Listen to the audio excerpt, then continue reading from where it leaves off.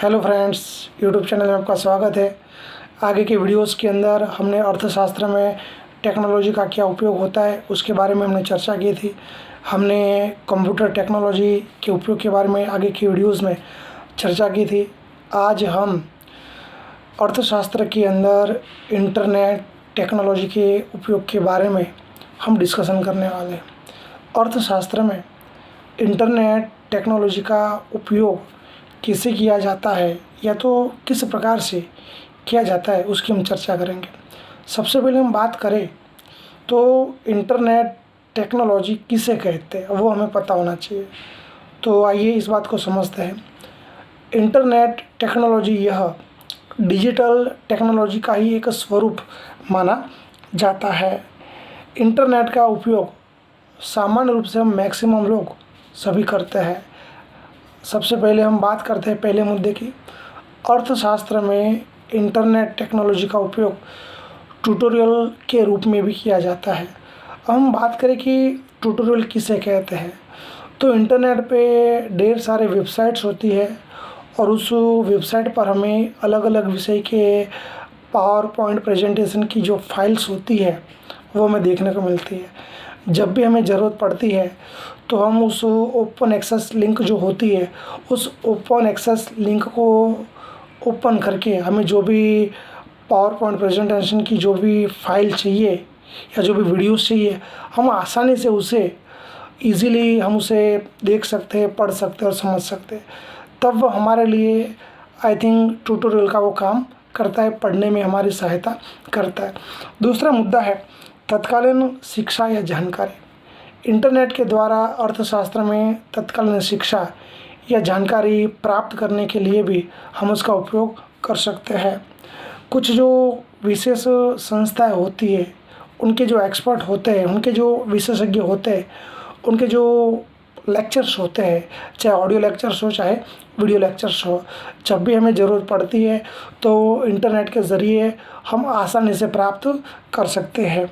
इसके अलावा कुछ वेबसाइट्स ऐसी होती है जिसके द्वारा वर्गखंड जैसा पढ़ने का वातावरण हमें प्रदान किया जाता है।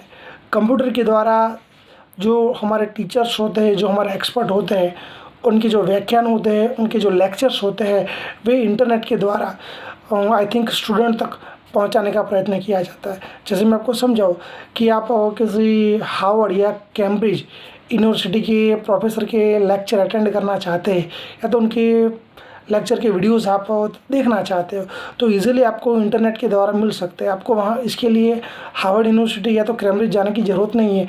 इंटरनेट के थ्रू भी आप बैठे बैठे कैम्ब्रिज यूनिवर्सिटी के जो लेक्चरर है या जो प्रोफेसर है उसकी वीडियो आसानी से आप घर पे बैठे बैठे भी आप देख सकते हो, उसमें से कुछ ना कुछ समझ सकते हो या तो प्राप्त कर सकते हो। इसके अलावा तीसरा है पढ़ने योग्य सामग्री।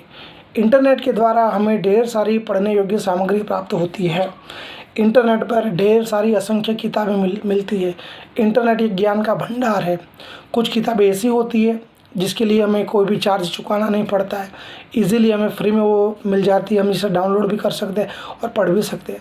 और कुछ किताबें ऐसी होती है जिसके लिए हमें उसका जो भी चार्जेस होते हैं, जो भी पैसे होते हैं वो हमें चुकाने पड़ते हैं। जब हम इंटरनेट से हम उसे प्राप्त करने का प्रयत्न करते हैं तो वो हमारे लिए जनरल्स का काम करते हैं या तो ई बुक्स का काम करते हैं। इसकी बात करें विविध प्रकार की जानकारी प्राप्त करने के लिए, इंटरनेट के द्वारा हमें विभिन्न प्रकार की जानकारी प्राप्त होती है। आपको जो भी जानकारी चाहिए वो इंटरनेट के द्वारा आप प्राप्त कर सकते हो।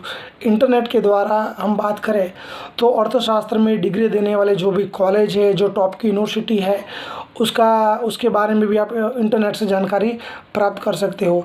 इसके अलावा जो भी अलग अलग विषय होते हैं, चाहे मैथ्स हुआ, साइंस हुआ, एसएस हुआ, फिजिक्स हुआ, केमिस्ट्री हुआ, तो ये जितने भी साइकोलॉजी हुआ, जितने भी विषय है, उन अलग अलग विषय की अगर आपको जानकारी चाहिए तो ये सारी जानकारी भी आपको इंटरनेट टेक्नोलॉजी के द्वारा घर पे बैठे आपको आसानी से प्राप्त हो सकती है। तो आगे का मुद्दा है अन्य जानकारी प्राप्त करना। इंटरनेट के द्वारा आप बहुत सारी जो दूसरी जानकारियाँ होती है वे भी प्राप्त कर सकते हैं। आपको जो भी अर्थशास्त्री होते हैं तो अर्थशास्त्री के जो थीसिस पेपर होते हैं, उनके जो रिसर्च पेपर होते हैं या उनके जो लेख होते हैं या उनके जो विचार होते हैं, उनके जो थॉट्स होते हैं, उनके जो आइडियाज़ होते हैं, उनके जो कोटेशंस होते हैं, या तो फिर कोई भी टॉपिक के लिए हमें जो रेफरेंस बुक चाहिए, संदर्भ पुस्तक, वो भी आसानी से हमें इंटरनेट के द्वारा प्राप्त हो सकता है। तो इस प्रकार इंटरनेट के द्वारा हमें अन्य जानकारियाँ भी बहुत सारी प्राप्त हो सकती है। आगे का जो मुद्दा है वो है सांख्यिकी जानकारी प्राप्त करना। अर्थशास्त्र के अंदर ढेर सारी सांख्यिकी जानकारी की ज़रूरत पड़ती है, तो इंटरनेट पर आपको बहुत सारी ऐसी सांख्यिकीय जानकारी आसानी से प्राप्त हो सकती है। जैसे हम बात करें देश में शिक्षा का प्रमाण कितना है, अगर वो आपको जानना है, इंटरनेट का उपयोग कर सकते हैं। देश में बेरोजगारी का प्रमाण कितना है, वो जानना है, इंटरनेट का उपयोग कर सकते हैं। देश के अंदर हमारी जो व्यापार व्यवस्था है उसमें एक्सपोर्ट और इम्पोर्ट, आयात और निर्यात का प्रमाण कितना है, वो जानना है तो वो भी जान सकते हैं। देश के अंदर मृत्यु दर का प्रमाण कितना है, जन्म दर का प्रमाण कितना है, वो जानना है तो वो भी हम जान सकते हैं। देश के अंदर कृषि क्षेत्र के द्वारा कितना उत्पादन किया जाता है, अगर वो जानना है तो वो भी जान सकते हैं। तो कहने का मतलब, हमें जिस प्रकार की जो भी सांख्यिकीय जानकारी चाहिए, वो सारी सांख्यिकीय जानकारी हमें इंटरनेट के द्वारा प्राप्त होती है। लेकिन हम ये जो भी सांख्यिकीय जानकारी प्राप्त करें, वो हमें विश्वसनीय स्रोत से लेनी चाहिए, जिस पे हम इजीली भरोसा कर सकें। यानी कहने का मतलब कि जो सरकारी जो वेबसाइट्स होती है उस पे से लेनी चाहिए। जो ऊपर की मैंने बात की, जैसे हम बात करें कि आपको अंदाज पत्र की जानकारी चाहिए, तो भारत सरकार का जो वित्त मंत्रालय है, उस वित्त मंत्रालय से आप अंदाज पत्र की जानकारी प्राप्त कर सकते हो। विदेश व्यापार के स्वरूप की बात करें, या तो आरबीआई के साथ जुड़ी हुई जानकारी चाहिए, तो भी आप आई थिंक आरबीआई की जो वेबसाइट है उस पर से आप सारी जानकारी प्राप्त कर सकते हो। तो इस प्रकार हम बात करें कि हमें अर्थशास्त्र के साथ जुड़ी हुई जो भी न्यूमेरिकल डेटा चाहिए, जो भी सांख्यिकीय जानकारी चाहिए, चाहे कोई भी फील्ड के साथ जुड़ी हुई क्यों ना हो, वो सारी जानकारी हमें इंटरनेट के द्वारा ही प्राप्त होती है। अब कुछ और बात हम करते हैं, तो मान लेते हैं कि इंटरनेट टेक्नोलॉजी हमें शिक्षा में सहायता करती है, लेकिन इंटरनेट टेक्नोलॉजी से जितना फ़ायदा होता है उतना नुकसान भी होता है। तो इंटरनेट टेक्नोलॉजी की मर्यादा क्या है, उनके नुकसान क्या है, उसकी बात करते हैं। हम बात करें कि जिस प्रकार से कंप्यूटर टेक्नोलॉजी को हम एक साधन मान सकते हैं, उसी प्रकार से इंटरनेट टेक्नोलॉजी को भी हम एक साधन मान सकते हैं। वो भी अभ्यास करने में, पढ़ने में हमारी सहायता कर सकता है। वो शिक्षक की जो तर्क शक्ति होती है या जो विचार शक्ति होती है, उसका कभी भी स्थान ले सकता नहीं है। इसके अलावा इंटरनेट पर हमें बहुत सारी ढेर सारी गलत जानकारी मिलती है, अप्रस्तुत जानकारी मिलती है, या तो अविश्वसनीय जानकारी मिलती है। तो ऐसी जानकारी से दूर रहने का प्रयत्न करना चाहिए। कौन सी जानकारी सही है, कौन सी जानकारी गलत है, ये तर्क की शक्ति हमारे अंदर होनी चाहिए। जो भी विद्यार्थी है, जो भी टीचर्स है, जो अभिभावक है, उन सभी को इन बातों को ध्यान में रखना चाहिए। इसके अलावा बात करें कि हम इंटरनेट के द्वारा जो भी जानकारी प्राप्त करना चाहते हैं, वो जानकारी हमें जो भी विश्वसनीय उसके जो स्रोत है, उन स्रोतों से प्राप्त करनी चाहिए। अगर हम वो विश्वसनीय स्रोत से जानकारी प्राप्त नहीं करेंगे, तो जो भी हमें जानकारी मिलेगी वो सारी जानकारी गलत भी हो सकती है, अप्रस्तुत भी होती है और भ्रामक भी होती है। तो दोनों चीज़ याद रखनी है कि हमें इंटरनेट टेक्नोलॉजी का उपयोग करें तो हमें उसकी जो मर्यादा है, उन मर्यादाओं को ध्यान में रखना है। मर्यादाओं को ध्यान में रखकर ही हमें इसका उपयोग करना है। तो इस प्रकार हमने देखा कि इंटरनेट टेक्नोलॉजी का अर्थशास्त्र में कैसे उपयोग होता है। सबसे पहले हमने बात की कि अर्थशास्त्र के अंदर ट्यूटोरियल के स्वरूप में भी इंटरनेट टेक्नोलॉजी का उपयोग किया जा सकता है।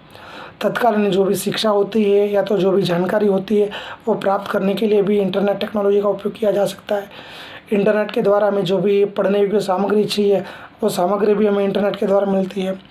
इंटरनेट के द्वारा जो विभिन्न प्रकार की जो जानकारियाँ होती है, वो जानकारियाँ भी हमें प्राप्त होती है। और लास्ट में हमने देखा कि जो भी हमें न्यूमेरिकल डेटा चाहिए, जो भी सांख्यिकीय जानकारी चाहिए, वो भी हमें इंटरनेट के द्वारा ही मिल सकती है। तो इस प्रकार आज के वीडियोस के अंदर हमने अर्थशास्त्र में इंटरनेट टेक्नोलॉजी का किस प्रकार उपयोग किया जाता है उसकी चर्चा की। साथ में इंटरनेट टेक्नोलॉजी की मर्यादा कौन सी है, उसके नुकसान कौन से, उसकी चर्चा की। आगे के वीडियोस के अंदर हम कुछ नए टॉपिक के साथ हाजिर होंगे। अगर आपको मेरा ये वीडियो पसंद आए, लाइक कीजिए, शेयर कीजिए, कमेंट कीजिए और मेरे यूट्यूब चैनल को सब्सक्राइब करना ना भूलें। धन्यवाद।